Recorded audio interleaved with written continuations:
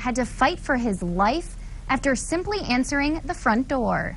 Many residents offered an alternative proposal, moving the Tawny bust in front of the Tawny house in downtown Frederick.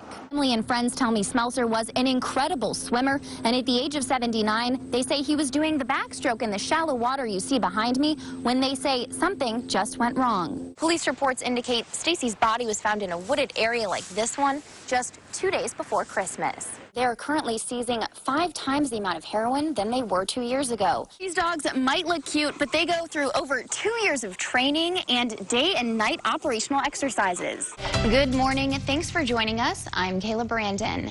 We begin this morning in Washington County, where deputies say a fatal motorcycle accident killed a Shepherdstown man late last night.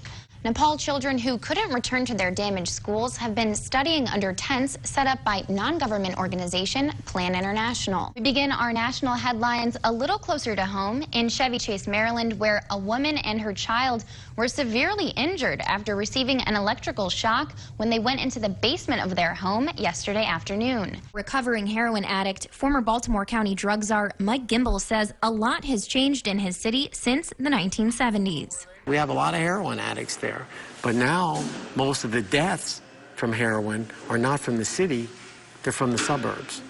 While Baltimore may be considered a major port for heroin distribution, Frederick County deputies say it's seeping into our suburbs. The face of Roger B. Taney, the 5th Chief Supreme Court Justice of the United States, a former Fredericktonian and the author of the pro-slavery Dred Scott decision suppressing the rights of black slaves, is facing public scrutiny once again. It's the second recorded attempt in addressing the bust and its location. But Frederick's new NAACP president, Hayden Duke, says in 1865 there was a discussion to move the bust from Frederick to Washington, D.C. Granted, he did make many decisions, and he was involved in our government for many years, but the Dred Scott decision and the language that went well beyond the decision is just, it's reprehensible. It was criticized then, rightfully, and it's criticized now.